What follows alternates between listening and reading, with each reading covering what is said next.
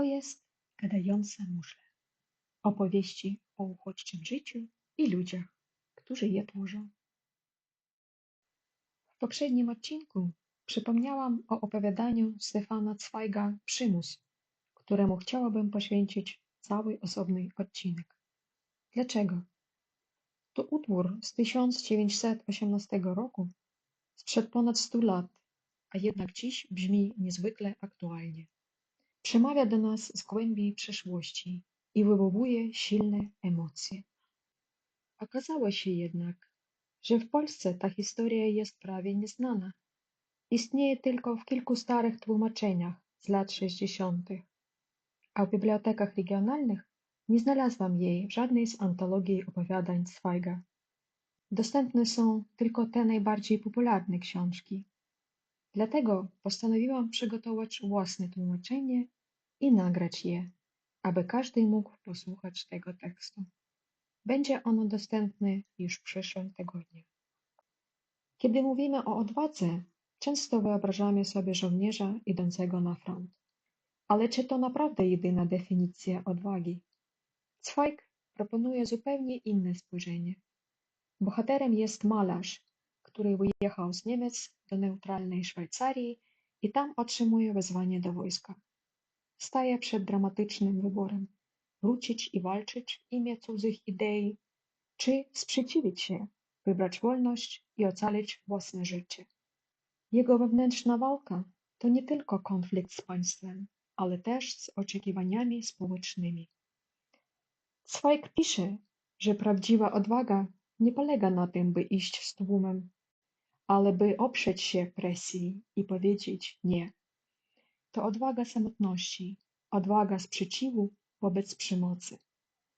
Chciałabym przeczytać kilka fragmentów tego opowiadania, które, mam nadzieję, dadzą wam coś do głębszego przemyślenia.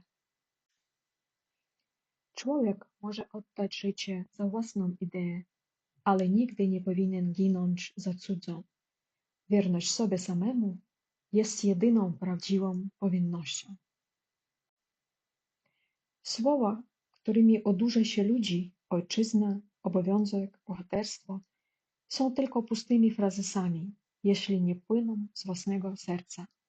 Wtedy stają się jedynie maską dla przemocy. Nie ma większej odwagi niż powiedzieć nie, gdy wszyscy wokół krzyczą tak. To jedyny sposób, by ocalić własną godność. Można poświęcić się dla idei, ale nie dla szaleństwa innych. Niech umierają za ojczyznę ci, którzy w nią wierzą. Ja chcę pozostać wierny życiu. Wolność człowieka zaczyna się tam, gdzie kończy się cudzy rozkaz. Tylko wtedy wybór ma sens. Szczególnie mocna jest scena w końcu, gdy bohater spotyka rannego żołnierza, zaledwie kilkaset metrów od granicy, między dwoma pociągami, jednym jadącym do kraju pokoju, a drugim do kraju wojny. To spotkanie staje się dla niego momentem przełomowym. Widząc cierpienie i bezsens ofiary, utwierdza się w decyzji, by poświęcić siebie życiu, twórczości, rodzinie, a nie wojnie. I to właśnie jest jego silny, odważny krok. W Ukrainie mężczyźni, którzy próbowali uniknąć frontu i odważnie wybrać swoje życie, byli nazywani tchórzami.